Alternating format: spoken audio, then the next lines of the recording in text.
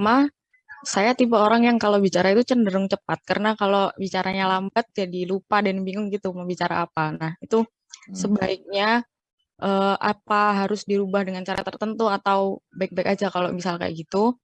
Terus untuk pertanyaan kedua, ada beberapa kali pengalaman interview saya ditanya tentang ekspektasi gaji atau gaji yang dimau berapa. Nah, sementara saya di situ belum pernah ada pengalaman pekerjaan secara formal dan jadi bingung gitu. Kita nggak berani pasang sebut nominal Targetnya begitu. karena Ya, iya ini sebut nominal sama sekali karena belum ada pengalaman dan apalagi ya. di kita nggak tahu range perusahaannya berapa, kita juga nggak tahu range gaji di posisi itu berapa. Udah itu dua pertanyaan itu Cak tuh. Terima kasih. Cool. Thank you pertanyaannya. Nia ya. Panggilannya Nia. Zaro apa? Panggilannya Karunia atau Karun biasanya Cak tuh. Karun. Oke, Karun. Oke, Karun. Oke, Karun. Aku kenapa jadi aku? Kok aku jadi aku kamu? Saya coba jawab ya. Saya coba jawab ya. Oke, yang pertama ini pertanyaannya unik ya.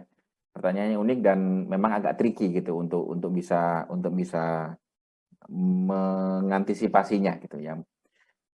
Prinsipnya kembali lagi ke slide terakhir pada saat secara teknik tadi ya. Saya tidak encourage banget untuk Karun jadi orang lain. Tidak. Oh ya udah, kayaknya interview yang paling gaya komunikasi yang paling pas itu gaya komunikasinya Catu. Berarti harus jangan cepet-cepet, harus lambat kayak Catu. Enggak, saya nggak mau kayak gitu. Ya. Ingat, Karun, komunikasi yang penting itu orang ngerti atau tidak. Nah, yang jadi masalah kadang-kadang bukan cepatnya, tapi kadang-kadang kita tidak memberikan waktu, memberikan jeda untuk orang memproses informasi kita. Masalahnya itu. Jadi saran saya, daripada memperlambat pace-nya, lebih baik Karun menambahkan pause di setiap beberapa kalimat yang Karun sudah sampaikan.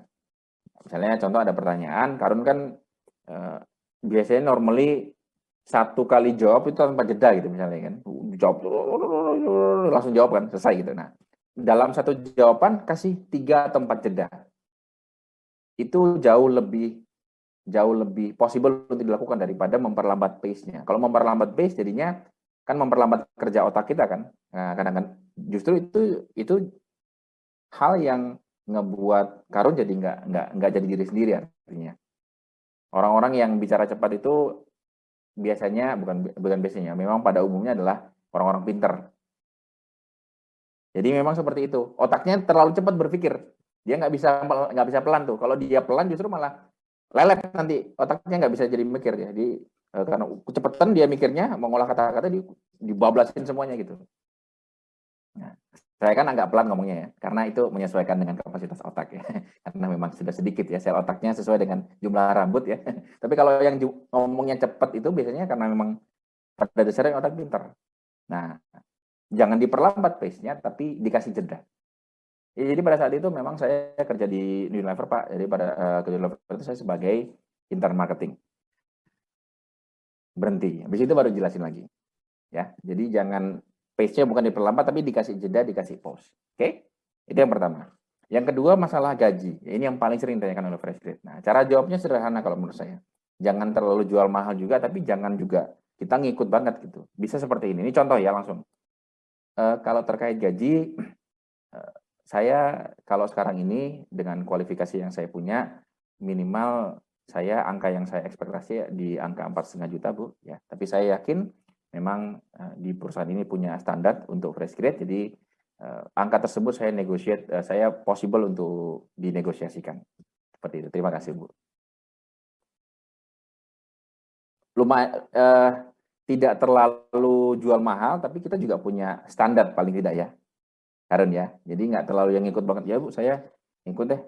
Namanya saya belum punya pengalaman, namanya juga fresh grade ya, berapa aja lah. Jangan berapa aja. Beneran ketika ditanya beneran berapa aja, lu komplain nanti. Ya udahlah kalau gitu gajinya 1 juta aja. Nggak mau Bu, jangan 1 juta. Lah katanya berapa aja? Gimana sih? Nggak konsisten. Nah gitu. Jadi teman-teman juga harus punya standpoint di angka berapa. Minimalnya harus punya. Saya udah ditanyain berapa walaupun butuh banget kerja misalnya gitu ya, misalnya udah lama nggak kerja ya, ada minimum yang harus di achieve. Kalau nggak diangkat itu saya nggak mau, karena ngapain kerja terus hanya demi pekerjaan aja, kerja asal kerja aja gitu, terus kita jadinya nggak ikhlas gitu ngerjainnya, karena ya sudahlah yang penting kerja gitu. Akhirnya masuk terpaksa nyari-nyari lagi habis nyari-nyari lagi jelek-jelekin yang sebelumnya, oh gajinya rendah tuh di situ. Nah, gajinya rendah ngapain lo ambil? Gimana sih? Gitu istilahnya ya. Jadi punya standar, tapi standarnya juga kasih gini, triknya gini, trik psikologinya. Kalau Karun pengen di angka 4,5 dapatnya, jangan sampai 4,5. Sedikit di atas. Kasih ruang buat HR itu untuk nego. Nah, di sini pasti dekat sama mak-maknya ya. Pasti ada, mungkin di sini ada mak-mak ya. Kan terpaham ya, kalau mak-mak itu kan senang nego ya. Nah, gitu. Mak-mak walaupun ya orang pada umumnya lah ya, nggak cuma mak-mak ya. Terutama mak-mak, itu kan senang nego. Dan kalau dia nego, yang dinegoin dapat kan senang kan orangnya kan. Nah, itu adalah psikologi trik yang teman-teman suka. Kadang-kadang kita nggak ngerti itu. Kita pengen 4,5 langsung diomongin 4,5. Jangan.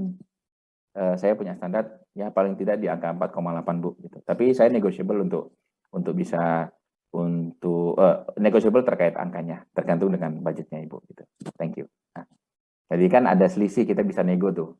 Ya kurang-kurang mungkin bisa dapat 4,4, 4,5. Tapi orang si HRD-nya, gue berhasil untuk nego nih, nah gitu. Kasih juga lah kesempatannya, kasih kepuasan juga buat kepada mereka untuk ngerasain puas bisa nego gaji kita. Gitu. Padahal mah emang udah kita setting ya, emang kena loh ya.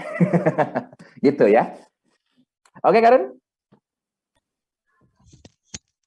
Makasih banyak Kak. Sama-sama Karen.